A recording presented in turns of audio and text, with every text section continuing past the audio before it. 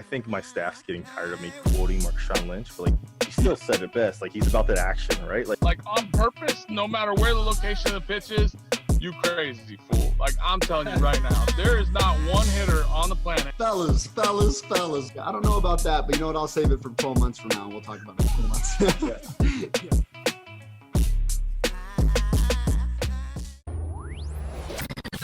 Don't leave that dugout. We got Bo and Joe coming up next on the Farm System, right here, right now. I want to know your opinion on some of the blogs going out. The blogs. The You want to blogs. go full in, don't you? I want to go in. You want to go full in. I mean, we can at least talk about it and chop it into a podcast next week. Garth, who knows? Yeah. These heralds. I just think one of the I mean, obviously that we going into this place of selling, and I think that it's a tough spot with a lot of organizations where your audience, right, and the average dad, right, they want simple solutions, right? Everybody wants a simple solution. Oh, you know what? Like I'm guilty of this personally, right? Where, for example, right, my knee's been hurting, right? So I talked to a high-level PT that works with some, again, a whole bunch of professional athletes, all those things, right? And he gives me the solutions, like, hey, I want you to do X, Y, Z, multiple times a day, blah, blah, blah, blah, blah. Well, I want him to tell me, rub this cream on your leg and you'll be good. Right? Like, I don't actually want to do the work. Yeah. Right? I just want it to be better. For sure. Right? So I think with the swing and all those things too is like guilty as an audience, right? Or as a consumer of wanting these simple fixes to everything we do and say, oh, it's actually really easy. It's going to take no time, right? And I think it's like that microwave kind of like mentality. So I think it really does start with the consumer first. Yeah. And the network issues. Starts with, we were kind of getting into it last night a little bit, is definitely quick fixes, but it's also instant gratification. Exactly. Yeah, It's that microwave very, mentality. like our, which we've dove into it before, but the society is 2-day shipping, Which is hype. You go to the doctor and I'll get you a prescription and you're good within a couple hours. And For sure. We're talking about movement and very complex things. Like, I understand from a business perspective needing to put them in buckets because it's easier for us to present it and package it, do the whole thing. But there is some things you just can't cut corners on, and especially something as complex as hitting a baseball, man, it's just not that simple. Yeah. Well, and I think on the other side of that, right, like we all want someone to give us the reason why we didn't achieve what we wanted to achieve. And it's like, oh, you were just missing this. When in reality, it's typically never we were just missing one thing. Yeah. It's a multitude, a plethora of things that a little this, a little that, a little this. We didn't spend too much time here, again, and also too, let's say you throw underneath the heading, like you talked about, I throw underneath the heading of a bucket of movement. Well, that's pretty complex. Like it's not just one movement that you weren't doing, right? It's not, oh, you weren't kicking back. Oh, you weren't doing this, and this is why you didn't make it. Yeah. No, like it's a plethora of things of why you didn't make it to that level, and I think that's very, again, as a consumer, you want to say, okay, well, it's very easy when someone's packaged to me and saying, you know why that guy's a big leaguer and you're not? Well, he moves the bat faster than you. That's why you're not a big leaguer, because he moves the bat faster than you, right? But what people don't have the opportunity to have, and that we have the opportunity of having, is that we evaluate a ton of amateurs, right, and professionals. And a lot of times, again, when we're comparing some of these high levels, we have plenty of college guys that have the same bat speeds as pro guys. Or higher. Some And amateurs, like high school guys. 100%. And so I think on that same note is that when you look at that and then someone has been selling you the idea that, oh, if I just swung faster, then I'd be a big leaguer. It's like, no, some of these college guys are swinging faster than those pro guys, and they won't get drafted. Yeah. They're not that good. So when I see that and you say to me, oh, okay, well, the simple answer is I need to swing faster and everything will be good. Well, I know plenty of guys that swing faster and everything's not good. And they're coming to us because things are not good. Yeah. Right. So that solution, just from an ideology, before you get into the real depth of the data or why or any of those things, Yeah. ideology, like you have your just from experience or experiential knowledge, right? Just from ideology that there's some holes already in there. Yeah. Right. Just from basic experience. Yeah. Do you think that though, because I always try to give people the benefit of the doubt, and I think there is some merit to each side of the argument. So, I mean, we know playing the game long enough that it's very hard to get there. Mm-hmm. And it's a numbers game at the end of the day. Even the draft, that's why they have 40 rounds, and you draft all the players, and small percentage are going to get there. Yeah. So for amateurs, it's like, where is that line though? Because even personally, I battle it back and forth in my head of like, we know it's not the most efficient. That's not necessarily what the best focus on, but can it get some of those guys there, at least on track? Yeah, some guys it definitely can be a bucket. Again, it's all of these buckets, right?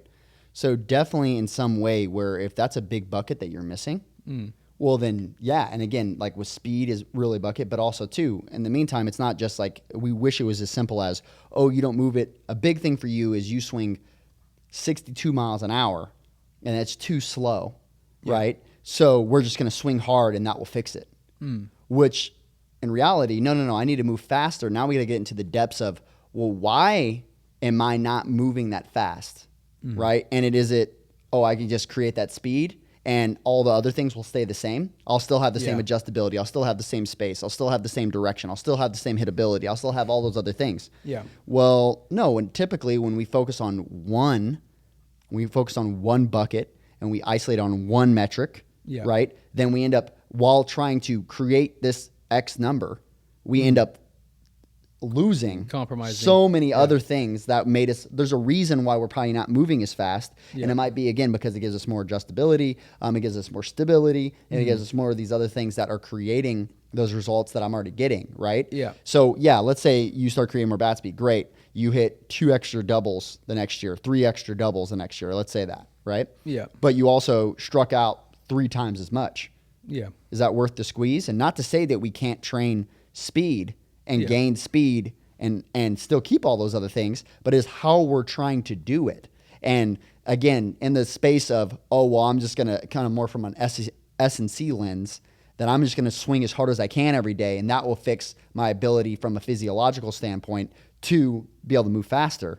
Yeah. Right. Or from an anatomical view, or okay, now we're getting all this fast twitch going. We're preparing the tissue to do X, Y, and Z. We're training the nervous system, the fire, like this or like that. Okay, great. But again, that's a very limited scope of understanding the actual skill. Yeah. The skill, speed itself is a skill, but the problem is that isn't the game. It isn't come in, oh, you can swing really fast, you win the gold medal, right? You win the World Series, right? There's a lot more that goes into the sport than just that one singular. That's a single skill within a huge monumental skill of actually playing the game. Yeah. And I think the bigger piece though that we want to hit on there, right, is that when we train hitters, a lot of our hitters gain bat speed, not because we're training bat speed, right? We're not what's the word I'm looking for? We're not intentionally it's a training. product. Yeah, it's a byproduct of all the other things that we're doing. We're moving better. We're moving more efficiently. That speed is now being transferred up the body, which is then creating speed at the right time in the swing. And that's another thing. A lot of times athletes come in, they create enough speed. They just create it in the wrong window. Yeah. They create it in the wrong vector. They create it too late. They create it too early. They can't actually, so it's not just, let me get speed and that's what you're missing. And, here's your product and we're done. Have a good day. It's a little bit more holistic. It's like when you're focusing on one bucket, if your foundation, let's say how many buckets you have, 4 or 5, but just focusing on one bucket, your foundation, you're exposed, you're compromised essentially. And by focusing on it that way and looking at the system as a whole or the swing as a whole, like it's like sprinting, the fastest sprinters don't always win the race. For sure. And sometimes we forget that it always goes back to the complexity. Speed, law of diminishing returns for a lot of guys too. We talked about that today. Like, I don't know how they quantify the correlation of bat speed equals distance, exit velocity, whatever they say, but what percentage and how are they assessing it along the way is what I want to know for athletes. And that's where me as a consumer, these guys probably have a more holistic view and why they're framing it that way, that bat speed is this, but the dad that views it, all he's looking at is bat speed. Yeah, well, but I would also say on that, right, like there's error in there as well, because I have a pretty good idea of how they're calculating it just by how they, like when people go into like their blog posts explaining how they're getting those correlations of, on average, we see guys with higher bat speeds hit the ball harder, right? On average, right? Which I wouldn't argue. Sure. Sure. Okay, on average, right? But there's a big bucket of people on there, right, that are swinging it harder. And when they do hit it, sure. Yeah. But that's another thing. We're also taking out, because I also use all of those texts as well, that not every swing and every ball hit is red. When we swing and miss, a lot of times in those data sets, we'll take out that swing and miss, and we'll count it. We'll say, well, we're only looking at balls that we actually hit. Well, now we're taking out a big grouping of balls that we're swinging and missing, foul balls, all of the other things that were going in as well. Definitely. And that also correlates with not just, because that's another thing we'll go into smash factor. Okay, well, how hard you're swinging compared to how hard the ball's coming off the bat. Okay, we measure those things for efficiency. Well, how about when we don't hit the ball? Yeah. Or how about when we hit a foul ball and we don't measure, we're not measuring it, we're not taking those into account, right? And then you also take on the other side of over time, that you continue to do that as you're training and you just go off of balls that are actually hit. Yeah. Right. Then you have that whole thing there. And then also too, then when guys are mishitting balls, it's like, oh, well, we need to, do something with your path, but the speed is good. Yeah. Well, the speed might be the problem.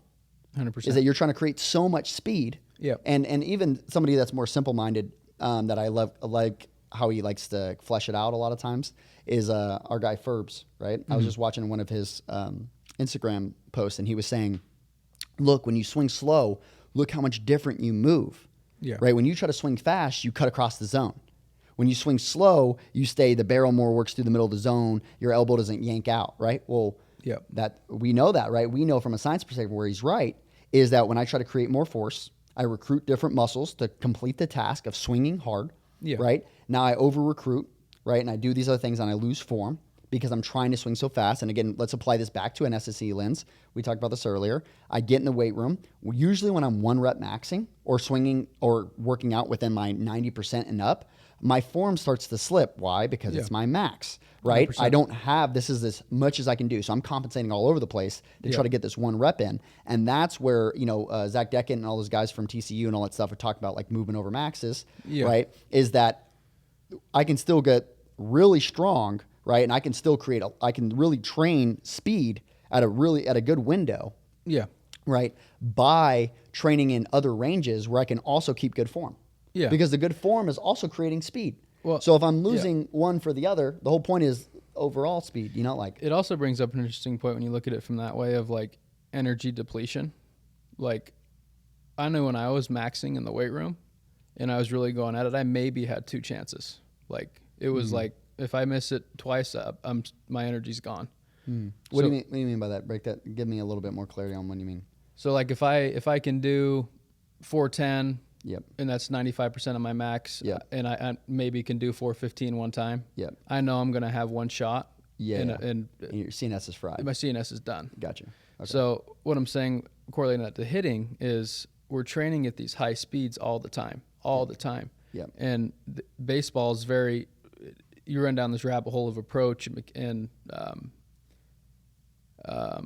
formulating the plan based on what my max is and what pitches I can get that swing off of, where I'm always taxing the CNS. Like when I was hitting, it was very like strategic, almost like that martial arts. I'm conserving energy for when I need to go. Yeah. And depending on the day, like maybe I can only operate at 60% and get my best swing off. But if all we're training is that 100% capacity, like I would be tired in games too. Yeah. And you also need, again, it's kind of like they talk about like in golf where you pull out the different club for different situations. We gave them that example before. Again, so there's a time for my driver, there's a time for my wedge, there's a time for my putter, right? But I also think it on the opposite end, like you're saying, is the adjustability piece. There's a time to take a little off. right? Where, this matchup is not good for me.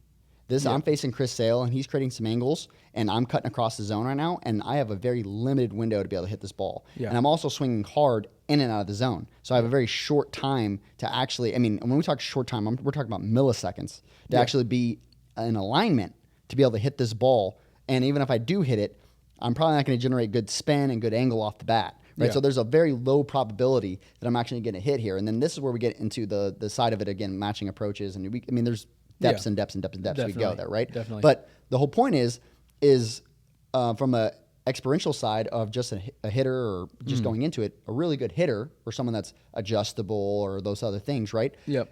Your body, there's the science behind all of that, but your body and your brain is problem solving without knowing the science. The science is afterwards. Yeah. Right? Why did that happen? The science is always there, but we're evaluating afterwards of, okay, why does all this happen, right? And then we're using that same science to be preventative, obviously going forward, but we're studying on the opposite way. The body is already doing it, right? Yeah. Great hitters have already been doing this long before science came around. The science is just the study of it so that we can duplicate it, make it happen again, figure out why that works, right? And et cetera. Yeah. So that's where on the opposite way that I think it's really big is that I've seen plenty here. I've seen Miggy look like, again, he's probably operating at 40%. And again, I'm not saying perceived effort. I'm saying just like overall, right? He might be at 40%. And when he goes into those swings, he still shoots and hits a ball at 92 for a single to right field or one hopper through the infield on the 4-hole, and boom, that's his hit, right? And then on his next swing, his bat speeds might be way higher, right? His overall kinematics might be, and speeds all the way through his body might be way higher, right? But it's also on a guy he has a much better matchup with. His angles match up a lot more. And again, is this all the things that are going through his head? No, this is his body and his brain solving a problem. Yeah. And he already knows, like, I got this guy's number. That's what's going on in his head. I got this guy's number. I'm in tune with him. I have his flow. You know what I'm saying? I'm in rhythm with this guy, right? And I can use my driver here, right? I can use a little bit more speed, or I can get a little bigger on this guy because I'm in a plus count. He doesn't have anything that can beat me, right? Those are the things that are going through his head. But there's science behind all of that of why he's right. Well, I would say, though, too, like we actually talked about this last night. Johnny, a little bit about training and developing feel in the swing. And I feel like sometimes when you're so science, data, intellectual driven, the body doesn't have the chance to develop the awareness that, like, okay, this guy is a bad matchup. I probably need to operate at 50%. For sure. Where instead we're just hardwiring the CNS that it's go time every single time I get the bat in my hand. And as the researcher, it's almost like we fail to forget that these guys are, we are researching, but there's a certain feel element that all those guys have. That's like, and context wise, it's very, like you're mentioning. I don't think, obviously we're not saying that anybody's like has malintentions. It's just that it's a very complex thing to study. 100%. Right? It's very complex. It's a very open skill. There's a lot of things that go into human 100%. Nature. There's a lot of all those things. And we miss stuff too. For sure. I'm saying almost every researcher out there has blind spots. There's more things to study. But really what I'm trying to say with that is the more science and intellectual you get, the more thought happens. We talked about that yesterday too. Think less, do more. And you'll develop the feel and the awareness to really be your own best coach. And it goes back to swinging and hitting. What are we training? But I would rather teach somebody to hit and get 100% of what they can every day than go for 100% when you don't have 100%. Yeah.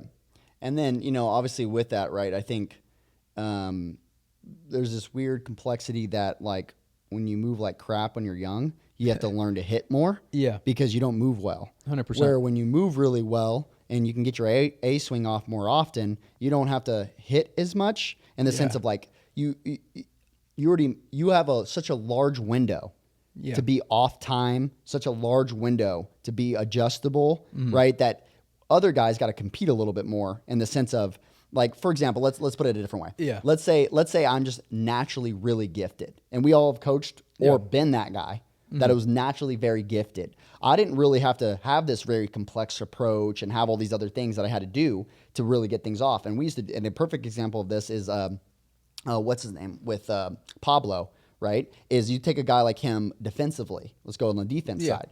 He didn't really have a hose right? He didn't have crazy range, and neither did, again, if we take in like somebody like Derek Jeter in the same way, right? Derek Jeter, now, was he the best athlete in the league at any point? No. Probably not even on his own team. Exactly, right? Almost Most of never, the time. right? Almost never. Now, don't get me wrong. Was he a very gifted athlete? Sure. Yeah. Right? Could he do a lot of things that 99% of the world couldn't do? Sure. But we're comparing at that level, right? Is that he didn't have the strongest arm. He wasn't the fastest. He didn't have the most side-to-side range. He didn't have, but I mean, he was a top shortstop almost every year he played his entire life. 100%. Right? He's a first ballot Hall of Famer. He did a lot of other things, again, as a captain and all those other things that brought it in there as well.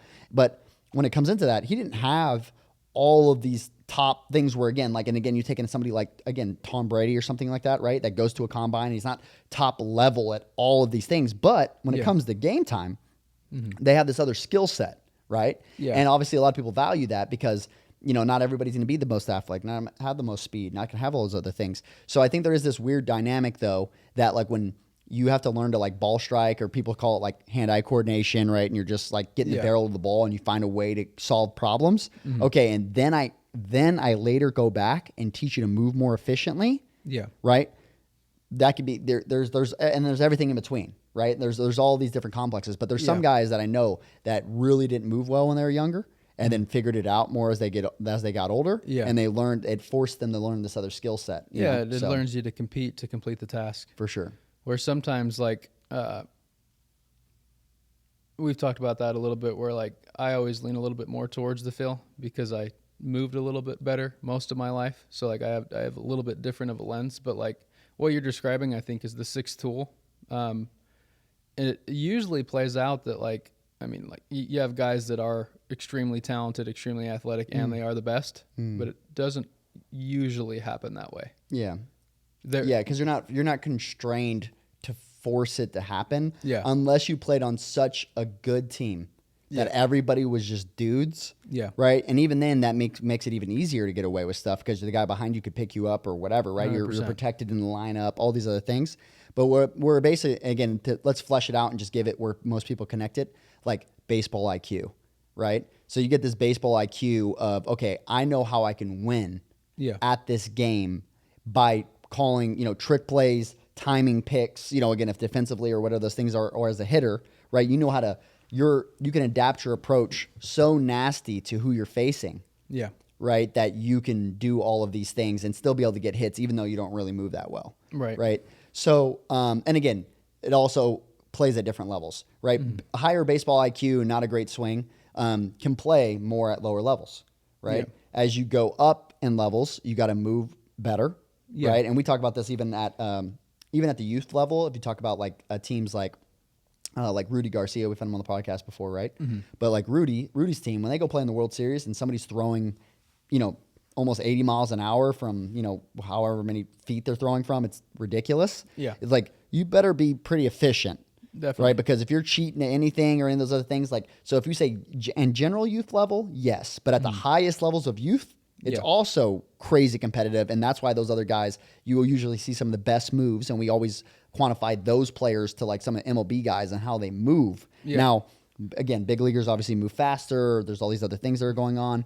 But when it comes to just movement, they're both usually really efficient because it's the highest level of that where it forces you to constrain you. And it's such a limited window. For sure. Yeah. 100%. I had a thought I was going to say too. Yeah. What were you saying before that? Efficiency, baseball IQ. There's something with the feel. I can't remember now. I lost it. But I do agree with what you're saying. With the youth and the pro movers. Yeah. Something with approach. I was saying that I was listening to some of Jordan Stouffer's stuff. Yeah. And he was talking about pitch. Also had him on the podcast. Yeah, yeah. We talked about pitch elimination. Yeah. Because there are some guys too. Like I don't want to discredit that there are some guys that can only hit 3 pitches and they never miss it. Yeah. Like there are guys that are that talented, that bat to ball, hand-eye coordination, perception, whatever you want to call that.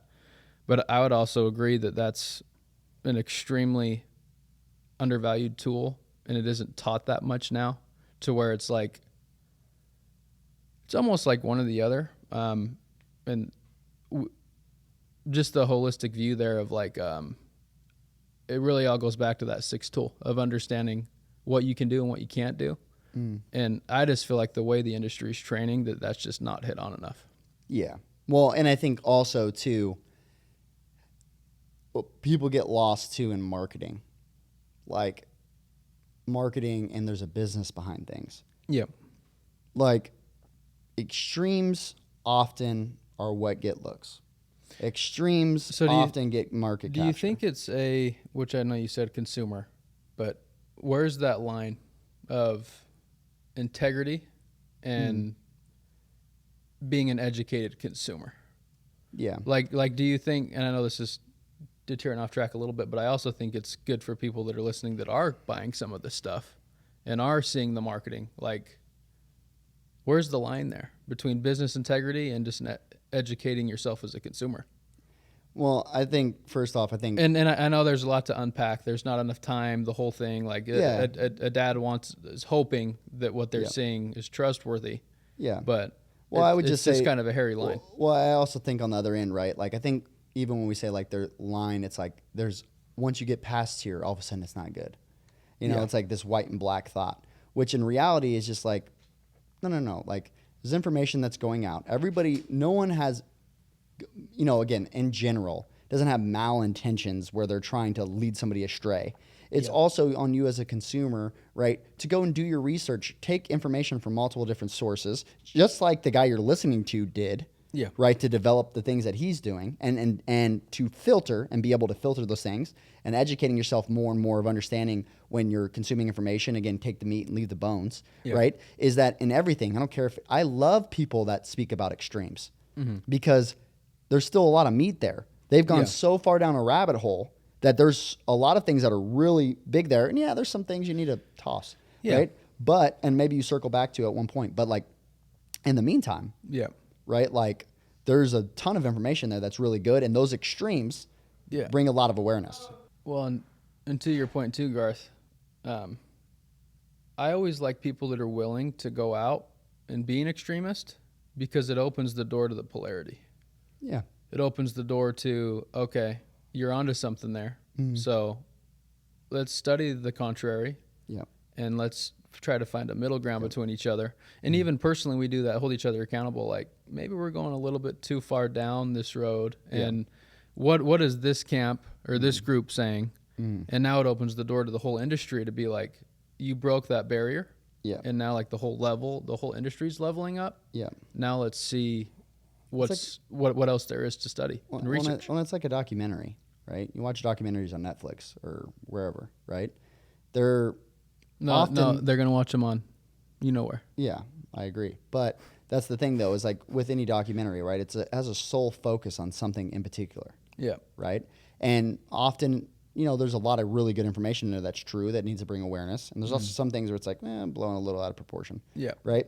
And so like that's where, again, as you being like educating yourself and going that other route and doing some of those other things, it's getting more on you. And again, if you want to point the finger at anybody and say, well, you're the reason I got led astray, it's just like, well, that's on, again, it's nobody's fault, right? Like if you only consume from one source, like that's on you in the first place. It's your personal accountability. So I think on that other end, like there's obviously a lot of information out there. You should consume a lot of things as well. Obviously there's certain ideologies where that while you should be open to hear a lot of things as well, there's obviously a lot of sources that are just, you know, they're so often off, right? That it's like, it's not even worth, you know, it's just wasted time. And even if you could pull that one nugget from them, it might take you 10 years to get a real nugget that is really useful. Okay, well then it's probably not a really good source that you should be listening to. And we do the same thing with like news or any of those things, right? Like we listen to sources that, again, that are more often than not right more than other stations or something like that, right? If someone gave us, if in any place, and you know, and again, obviously not to go this political route on anything, right? But open it up, baby. Well, I'm just saying, like on this other point, right? It's just like understanding, like, if we went to a source for our news and they were 99% wrong, you wouldn't listen to that source anymore. Definitely, you wouldn't do it, right? Now, again, if you go to this other source and they're 60% right? Great. Well, then, and all the other stations are 20% right. Well, the 60% right one, or again, that more informational, like that's the one you're going to listen to or whatever, right? Yeah. So, again, I think that's the same thing as we're trying to get educated, right? Like let's take it when you're a little kid, right? If somebody told you to do something and every time you did it, you got hurt. They were wrong, right? Oh yeah, go touch that fence. It won't electrocute you. Yeah. Right? And they kept doing that and you kept getting hurt over and over again. How often are you going to listen to that guy going forward? Probably not much. Right? So then on the other end, right, if someone's always leading you thing and you see somebody else, he said, hey, don't touch that fence because it's gonna shock you. And you saw 10 other people walk up and touch the fence, right? And they got shocked, right? You're like, yo, this guy just saved me from getting shocked. Yeah. Right? From getting hurt. So I think that like that obviously, naturally comes out, in that other way. So I don't think there's like a straight line where it's saying once we get past this point, you should be in handcuffs, but I think there is a point of like, a responsibility kind of on each side, but in the reality, like, well, again, at the end of the day, it's human nature. personal accountability, man. For sure. Like, there's so much stuff that I've even gone down the wrong path, or you buy some supplements or some vitamins and, you might not feel very good. That's not the vitamin's fault. It's not the company's fault. Yeah. That's your fault, dummy. Yeah. Stop taking and the shit. Also, as a company, I'm going to sell what sells. It sells. And, Right? it helps. It does help a good amount of people. Yeah. And it does might help, not have helped you. And same with the swing. Look, for sure. it might not be good for you. Yeah. It's okay. Yeah. But it's good for a good majority of people. Yeah. Or on the other end, like, let's say it's a beauty product. Maybe it doesn't do all that the marketing might have made you feel like it was going to do. But in the reality, like even if too, on some people, it's like, even if it's a placebo and it makes you feel pretty or helps people feel pretty or whatever, well then isn't it doing its job as a beauty product, right? Yeah. To make you feel beautiful, Yeah. right? Or whatever that is, right? So I think on the other end of that, right? Like obviously there's a billion things in between, right? Everybody's going to there's a lot of reasons as well that most people don't have businesses. They Definitely. don't sell products. They don't do these other things because in a lot of ways, like a lot of people are like, well, I wouldn't sell something unless it really produces a lot of results. Well, it's like, well, on the other end, I'm like, Well, I wish you would produce a lot of product. It's just like a whole nother tools, right? If it only works for 10% of people, isn't it not? 10% of people in a market is, I mean, think about it. 330 million, let's just say in the United States, 330 million people, right? If it worked for 10% of people, that's a great business. it is. It's a massive business. 100%. Right? So is it that not still And valuable? you can't get mad. It's like, once again, not trying to get too political, but you get people going at some of these big corporations. Well, it works, and you want to hold the company accountable for making a product or a service or a solution that helps a majority of people. Yeah. Yeah. Or a good percentage of people. Or What do you want them to do? Say, you know what? We're helping 30 million people a year, but this group's mad at me, so I'm going to shut my whole business down? for sure. And again, Sorry, Garth. There's nothing you can put out that there isn't going to be a group of people that are not upset with you about. 100%. Again, there's nothing you can do. So I mean, so I think on the other end of that, like, it's just big for people to understand, like, with that is like, whatever tool, whatever, half the time, a lot of times tools work better for other things than what they were originally designed to do. Yeah. Right. So it's okay to have all these tools in your tool belt, and and if you don't like it, don't buy it. Yeah. And there's refund policies, and there's. I will say else. though, you just need the contrary. I think that's really what I was trying to drive home with all this when we originally started. Everything can work and everything cannot work. And taking one thing as gospel, and it worked one for me, so I'm just going to shut it all down. Shut the whole thing down. This works for me, and it's done. Well, what are you leaving on the table? As an educated consumer, every product I buy or every service I do, I usually research the opposite as well. I think you should. Yeah. Well, and also, especially hitting it so, it's an open skill. Well, if you just have the mindset that no matter what I buy or no matter what I do, no matter what program that I take, that it's not a magic pill. Yeah. Have that going in. 100%. This is just another piece to the puzzle. This is just another tool for me to use. Yeah. This is another brick, another brick, another brick, another brick. There's a time and a place to use each one of my tools. Yeah. Right. And again, just because I get one tool doesn't mean I can fix everything that I ever encounter with my car. Right. And just because I have 10 tools doesn't mean I can fix everything that I'll ever encounter in my car. And just because I have a wrench doesn't mean that that's the perfect wrench for this one job, for my Nissan. You know what I'm saying? Like, I'm going to need all of these different things, and I'm going to have to buy specialty tools at special times to fix certain things, and I'm going to have to go see the mechanic, and I'm also going to have to go see something if I get in a car accident and I need bigger repairs. I'm not going to bring it to my normal mechanic. Like, there's all of these things in between of like when I need to utilize all of these tools as a consumer. And 100%. Obviously some personal accountability there of with that. I obviously understand some companies will sell things as this is the end all be all. Yeah.